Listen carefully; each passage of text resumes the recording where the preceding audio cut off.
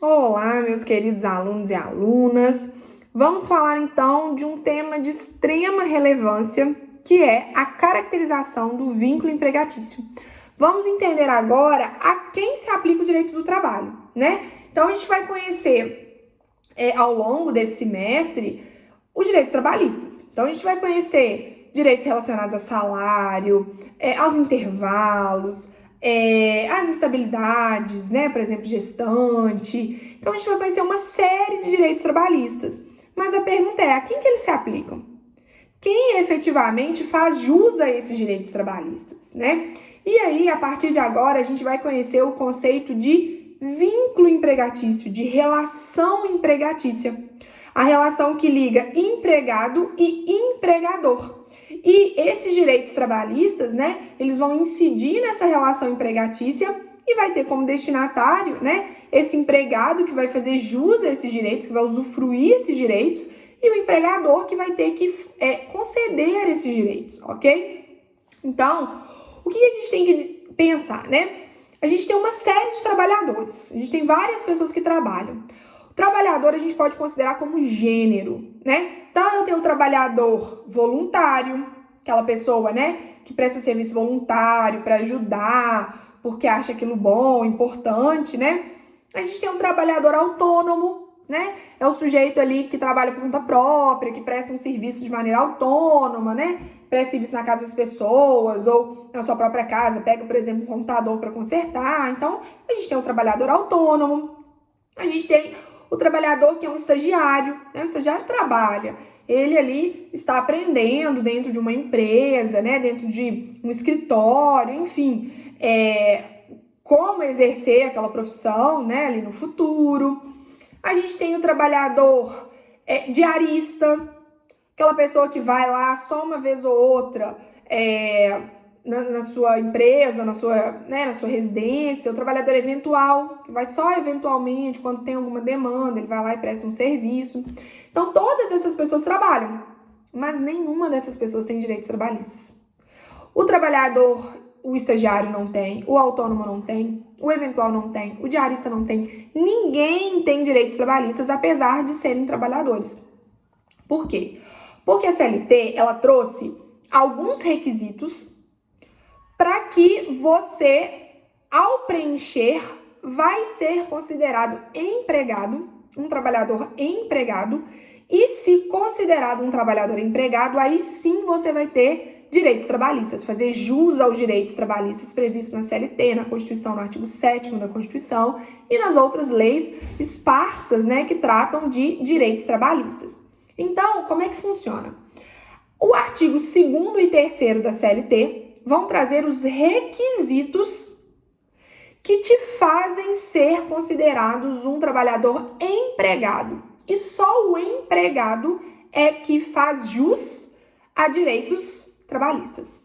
Só o empregado que tem direitos trabalhistas, que vai usufruir desses direitos trabalhistas previstos na CLT. E aí, os artigos 2º e 3º da CLT, então, vão trazer o que a gente chama de elementos fático-jurídicos caracterizadores do vínculo empregatício. Elementos fático-jurídicos caracterizadores do vínculo empregatício. São 5 elementos fático-jurídicos. Se você trabalha preenchendo esses 5 requisitos, você vai ser um empregado, você vai ter um vínculo empregatício e você vai ter todos os direitos trabalhistas previstos na lei, beleza? Então, quando você trabalha com essas 5 características, que são chamados de elementos fático-jurídicos caracterizadores do vínculo empregatício, você faz jus aos direitos trabalhistas, ok? Vamos ver, então, quais são esses 5 elementos? De acordo com o artigo 2º e 3º da CLT, eles são: você tem que ser uma pessoa física, tem que trabalhar com pessoalidade, tem que trabalhar com onerosidade, com subordinação e com não eventualidade.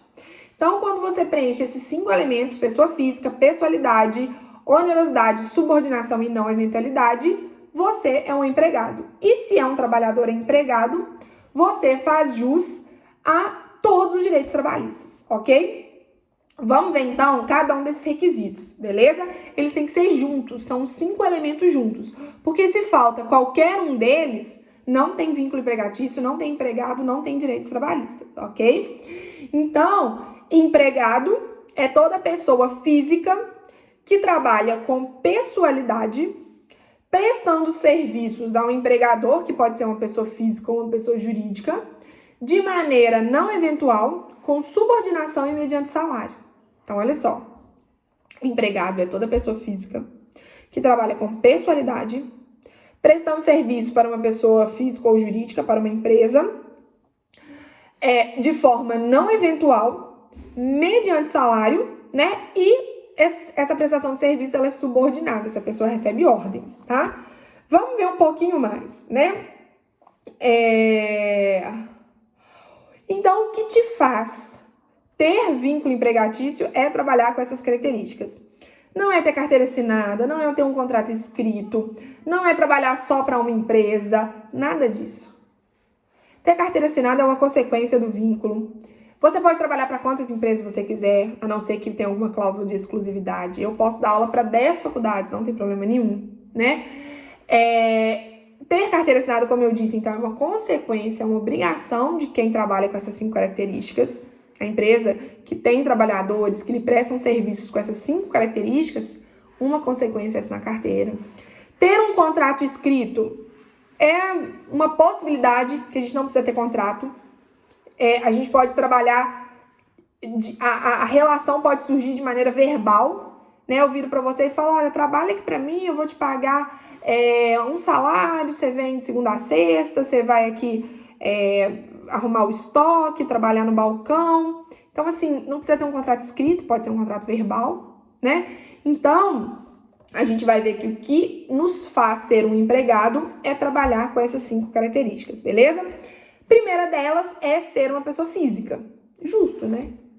Pessoa física é aquela que existe, de carne e osso, materialmente. Por que eu ia me preocupar com uma pessoa jurídica?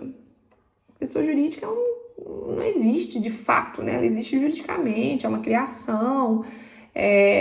Enfim, a pessoa jurídica não interessa para o direito do trabalho. Interessa as pessoas de carne e osso, que se cansam, que precisam se alimentar, que sofrem acidentes e doenças do trabalho, que ficam grávidas e precisam ali de uma estabilidade, que tem que ter uma remuneração mínima para se sustentar, né? Que não podem fazer serviços contrários à lei, que tem que, né, trabalhar de acordo ali com o que a própria lei determina. Então, são pessoas físicas que nos interessam, beleza?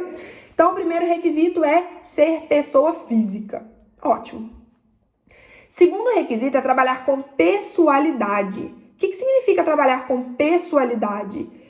Eu quero trabalho prestado pela Aline e não pela Joana.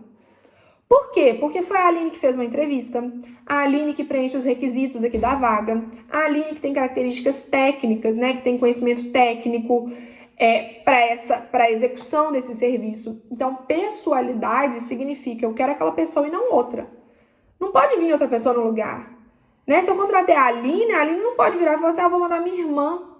Gente, a minha irmã que vai fazer a videoaula da semana que vem, minha irmã é ótima, ela também é advogada, ela também é professora, ela também é doutora em Direito do Trabalho, e é tudo igual, a gente inclusive é irmã gêmea. Não, a empresa não quer a irmã da Aline, quer a Aline. A Aline foi contratada por suas características técnicas, pessoais, pelo seu conhecimento, pelas suas qualidades, enfim, né? Pessoalidade significa eu quero aquela pessoa e não outra, beleza? Vou abrir um parênteses. Diferentemente de um autônomo, por exemplo. Quando você contrata um autônomo, normalmente você quer o serviço feito, tanto faz por quem. Se eu quero o meu computador consertado, eu viro e falo assim, vou mandar para um técnico, ele vai fazer esse serviço, eu quero meu computador pronto, né? Eu vou mandar lá para a empresa dele, tanto faz se é a Joana, se é o João, se é a Maria, quem vai consertar, eu quero meu computador consertado. Então, a pessoa que vai consertar, tanto faz, né? O autônomo, uma das diferenciações entre um autônomo para um empregado é exatamente essa pessoalidade. O autônomo normalmente tanto faz quem é a pessoa, você está mais preocupada com o serviço prestado. Quando eu estou diante de um vínculo empregatício, de um empregado, a regra é outra, a regra é a pessoa faz diferença. A pessoa e o serviço que aquela pessoa presta por suas características pessoais. O vínculo empregatício, ele tem uma ideia muito forte de confiança. Você confia naquela pessoa, você quer aquela pessoa e não outra, beleza? Então, pessoalidade significa isso, né? Tem que ser uma pessoa física e tem que ter essa relação de confiança, de pessoalidade. A empresa quer essa pessoa e não outra. O terceiro requisito significa subordinação. Subordinação significa receber ordens. A empresa ela tem o direito de dar ordens para esse trabalho, ordens relacionadas à prestação do serviço do trabalho, né? Então, a empresa vai definir qual que é o meu horário de trabalho, qual que é o meu uniforme, quais são as minhas funções, quais são as minhas tarefas, e eu tenho que seguir aquelas ordens, ok? O empregado, ele é subordinado a alguém. Ao seu chefe, ao gestor, ao administrador, ao dono da empresa. Então, existe uma ideia de hierarquia, né? A empresa ela tem poder de dar ordens sobre a prestação de serviços para esse empregado. Então, se alguém tem poder de dar ordens, quer dizer que tem uma pessoa que se submete a essas ordens, que é o empregado. Então, ele é subordinado.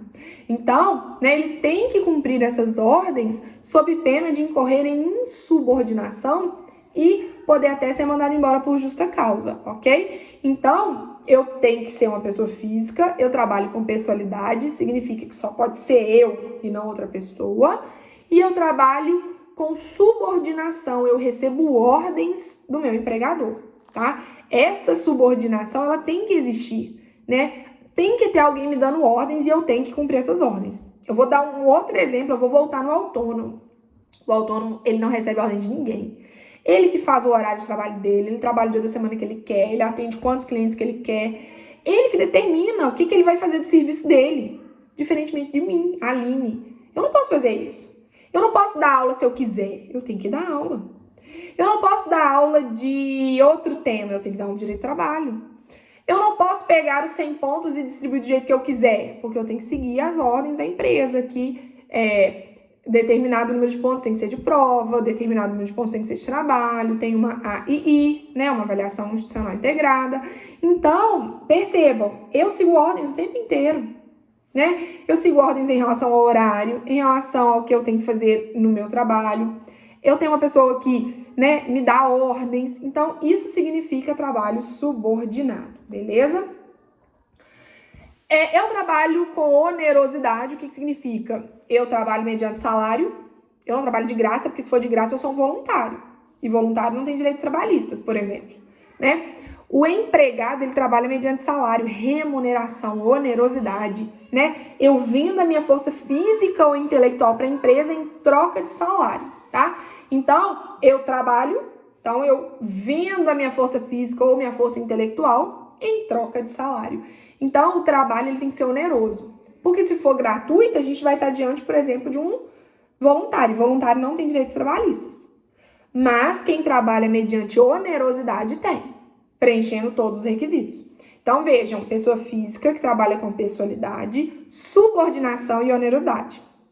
E o próximo requisito, né, ele se chama não eventualidade. Não eventualidade pode ser chamado também, pode ser compreendido como habitualidade, beleza? Então, habitual é aquela pessoa que vai sempre na minha empresa. E esse habitual não precisa ser todo dia da semana, assim, segunda, terça, quarta, quinta e sexta. Não precisa ser um dia seguido atrás do outro.